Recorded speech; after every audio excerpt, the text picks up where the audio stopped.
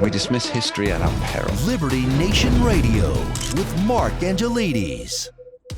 More than just a holiday, the 4th of July represents something beyond a simple celebration of an historical event. But some are asking, why even bother? It happened so long ago. And of course, what relevance is it to today? Well, we may just have the answer for you from the mouth and mind of former Deputy Undersecretary of Defence Controller, Mr. Dave Patterson. Welcome back to the show, Dave. Thank you, Mark. So, Dave, what, if any, relevance does July 4th have to a generation that can't even seemingly buy a cup of coffee or go to a college class without seeking a safe space to curl up in afterwards?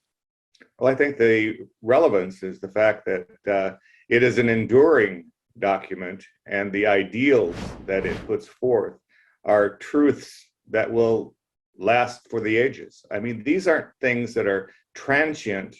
The ideas that human beings are granted inalienable rights, and they're granted these rights by their creator, that no one can take them away. And these are important thoughts, and for the first time, they were put together in a single document.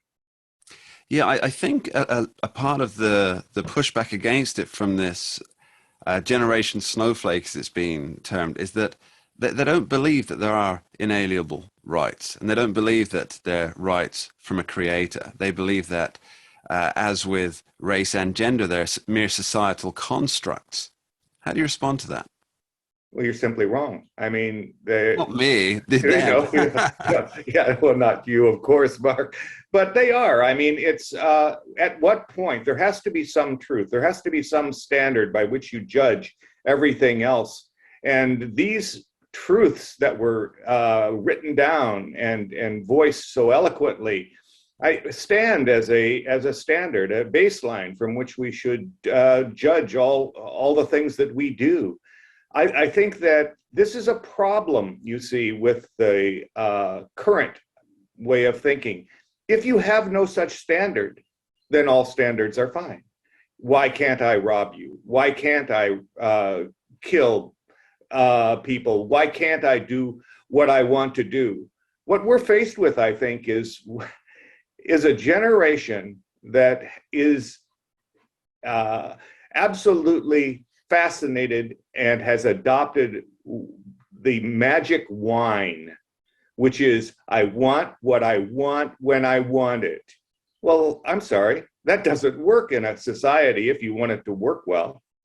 Yeah, it doesn't even work in a libertarian society, because there are, of course, limits that begin. My limits begin where yours end. Now, do you think that obviously we've seen in recent weeks there've been reports that almost every branch of the military is struggling to meet its recruitment quotas, and that I believe of the younger generations, only 9% would even consider joining up with the military. And this, to me, this seems like it could be described as a lack of patriotism. Now, we hear so much about people hating their own country, wanting to renounce U.S. citizenship, as some notable people have often done in response to Supreme Court rulings, Trump elections, and the like. Where does this all come from? Why don't they have a feeling that the country that they were born in, that gave them the rights to protest, the rights to speak their mind freely, why don't they consider that worth saving? Well, I think that where you start to look for the problem is in the education system. When I was in school, patriotism was a thing to be proud of. You said the Pledge of Allegiance every morning. You were literally indoctrinated with the idea that the United States was an exceptional country, that we had done things that no other country had ever done. This idea of a Declaration of Independence and a Constitution that we have was, at the time, an extremely radical concept. But as radical as it was, it prompted us to do things like the Emancipation Proclamation, to fix things that were bad. And that's the point that I think these folks miss, is that they're railing against the very construct that allows them first to rail and secondly, to fix problems. Yeah, I guess if you spoon feed people a decade's worth of telling them that their country was built on racism and hatred, and for the people who buy that story, there's nothing here to celebrate. So they're looking specifically. I'm looking at the 1619 project, where really it's quite sad that there isn't a 1776 project on the go. But is there a way back for Yeah, I this think so. outside of education? Well, I think so. I think that at some point the government, the United States leadership, has to realize that in order to do what they think they need to do, they're going to have the support of the vast majority of the deplorables. And right now, they don't have that. And they're going to have to change their point of view. I mean, that's what we have been very good at, and the idea of compromise to end up with perhaps not everything that you wanted, but something in the end that will be better than you started with. And I think that these are the kinds of notions that have made the United States great, and that made people willing to stand up and fight for their country. I take your point that the military is currently having a problem with recruiting, but then when you see what's going on, is it really a military you'd want to join? That's a very good question, David. It does bring me nicely onto my next one. We spoke recently about how the military is training and, as you point out, indoctrinating its recruits, especially the more elite military, graduates of West Point, for example, in being woke and being aware of preferred pronoun etiquette. What kind of values are these that resonate with the heartlands where most of the military signups come from?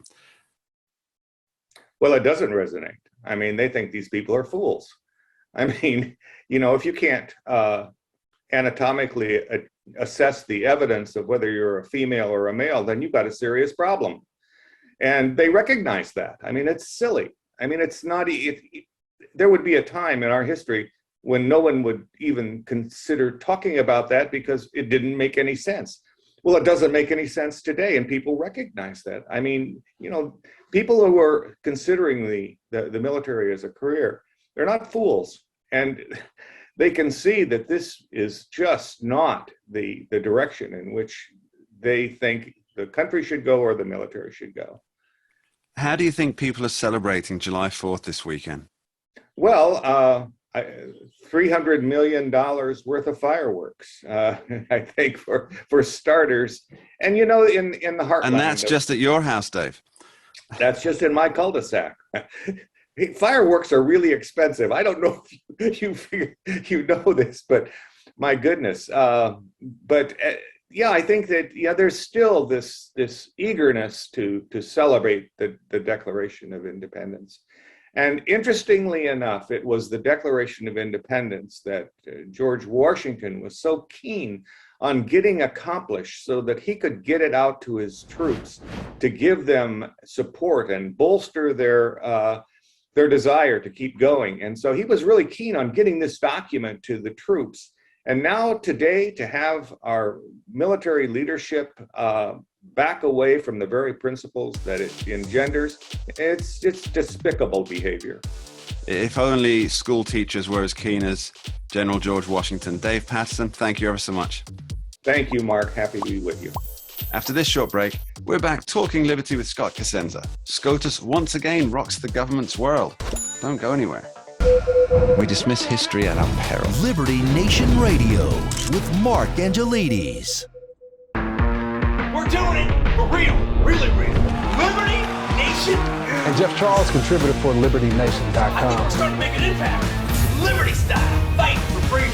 The tracking poll sponsored by Liberty Nation for Thursday. Mentioned by Dan Bongino, Rasmussen, Jordan Peterson, and I others. can do it again if you want me to. Cited in Mark Levin's American Marxism. I think we're starting to make a really big impact. Get noticed. We're doing it. Rock on.